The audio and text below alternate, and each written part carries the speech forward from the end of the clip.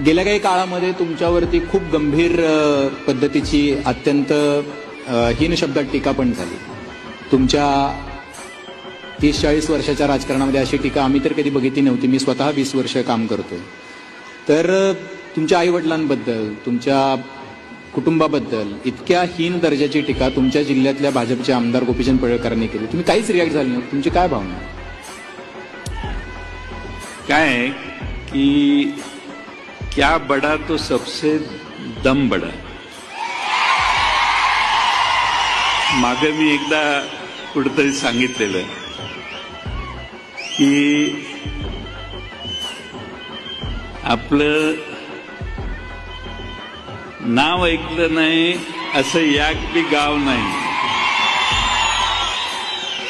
सगळ्यांना हाणलं नाही तर जयंत पाटील माझं नाव नाही.